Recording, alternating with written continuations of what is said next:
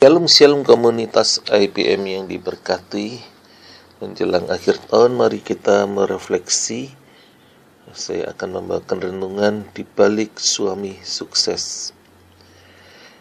Anak kita awalnya tidak mengerti apa-apa, bagaikan selembar kertas kosong, putih bersih, tanpa ada noda, tanpa ada gambar, coretan, atau tulisan apapun di atas kertas tersebut.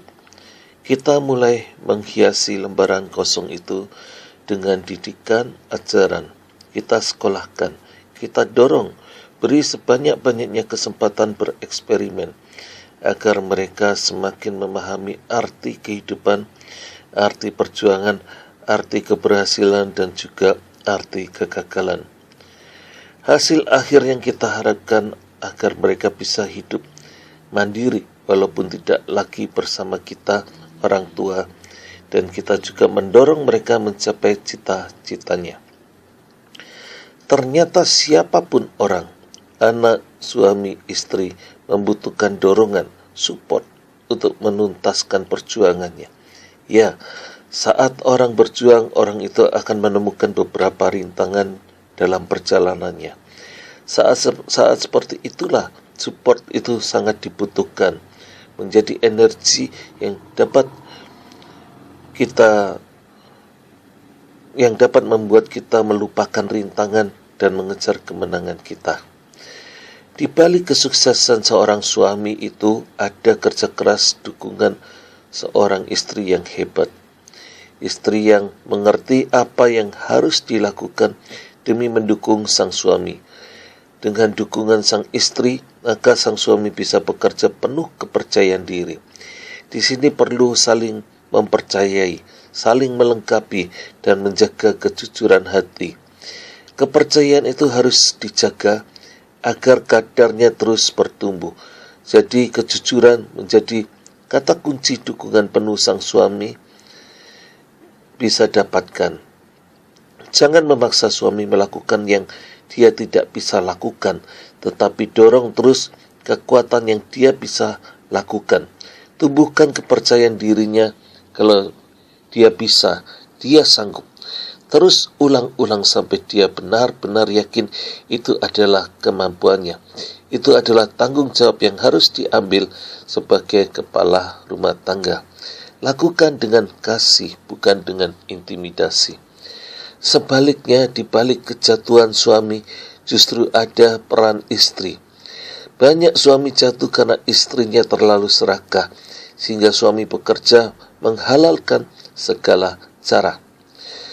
Perbedaan keserakahan dan dorongan. Apabila Anda tidak mampu namun ngotot memaksakan diri, itu keserakahan, sehingga jalan yang tidak wajar pun dilampaui.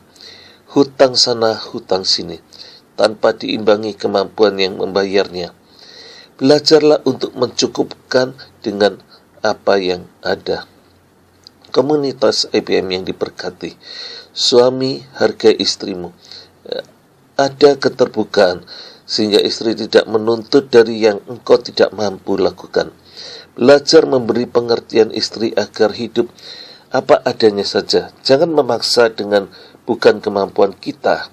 Dalam situasi ekonomi yang kurang baik ini, pandai-pandailah mengelola keuangan. Hidup hemat sehingga kita tidak terjebak dengan gali lubang, tutup lubang, atau memperbesar plafon kartu kredit, atau terus menambah kartu kredit, bahkan menggoda suami untuk korupsi. Belajarlah penguasaan diri dan bersyukur dengan semua berkat yang Tuhan sudah percayakan pada kita.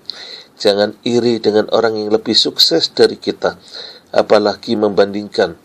Kan saya lebih pandai dari dia, saya tidak mau kalah dari dia. Anda sudah terjebak perangkap keserakahan hidup. Keberhasilan bukan saja karena faktor kepandaian, tetapi masih banyak faktor lainnya. Faktor emosi, faktor kerajin, faktor kerja keras, faktor kepandaian bergaul sehingga memiliki banyak teman dan banyak kesempatan. Jangan berkompetisi dengan banyaknya harta, karena semua akan engkau tinggalkan saat engkau harus menghadap Tuhan. dan mempertanggungjawabkan semua talenta kita. Berkompetisilah berbuat kebaikan, berkompetisilah dengan cara yang Yesus perintahkan. Itu jauh lebih bijak karena harta yang di surga lebih abadi. Banyak orang kaya yang terus berkompetisi untuk semakin kaya dan hasilnya tidak pernah puas, merasa selalu masih kurang kaya. Keserakahan telah menjerat seluruh hidupnya. Hartanya tidak memberi kebahagiaan dalam hidupnya. Semua itu pilihan. Menjadi bijak atau memilih menjadi budak keserakahan adalah pilihan. Jangan sampai harta merubah karakter kita. Justru kitalah yang seharusnya menundukkan harta kita untuk dapat dipakai melayani Tuhan yang kita kasihi. Mungkin sebelum Anda sukses, ada nasar yang Anda pernah ucapkan tentang harta Anda. Bayarlah nasar itu agar kita dapat mematikan keserakahan yang membelenggu hidup kita. Percayalah, kalau hati kita melekat pada Tuhan yang memiliki langit dan bumi, justru lebih aman daripada kita mempercayakan seluruh hidup kita pada harta kita. Banyak orang baik-baik bisa berubah karakter karena jebakan ini. Mari kita menang dari setiap godaan harta. Suami istri bersepakatlah untuk setia melayani Tuhan, bukan melayani hawa nafsu manusia yang tidak pernah berkata puas. Selasa 15 Desember, saya bertemu dengan dua orang sahabat yang berbeda, dan mereka sedang membahas tentang tiang pancang yang hilang, ditelan bumi karena di bawahnya tanah lumpur.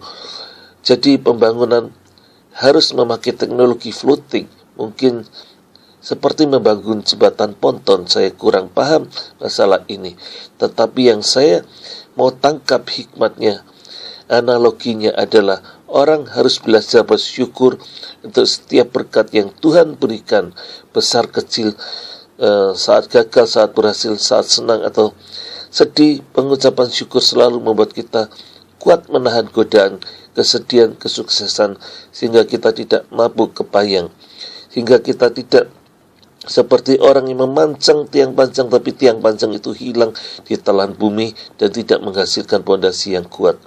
Belajarlah dengan dasar ucapan syukur. Istri berperan karena suami itu bukan makhluk super, tetapi makhluk yang bisa salah dan gagal, sama seperti manusia biasa lainnya.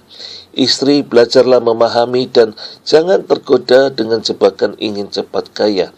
Biarlah kekayaan datang berproses sehingga kita sanggup menerima dan mengelolanya. Suami istri adalah timbuk yang seharusnya saling mengingatkan.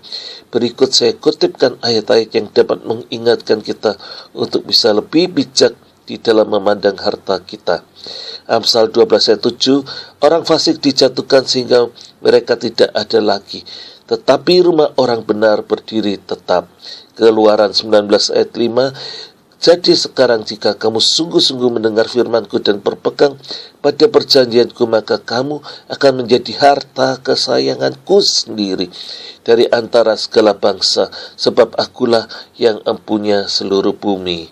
Esra 8 ayat 21, kemudian di sana di tepi sungai Ahawa itu, aku memaklumkan puasa supaya kami merendahkan diri di hadapan Allah kami dan mohon kepadanya jalan yang aman bagi kami, bagi anak-anak kami, dan segala harta benda kami. Itu doa Esra saat mereka keluar dari Babel dan minta perlindungan dan keamanan. Dan terakhir Amsal 3 ayat 9, muliakanlah Tuhan dengan hartamu dan hasil pertama dari segala penghasilanmu. Elia Paul Ang dalam Inspiratif Power Ministry.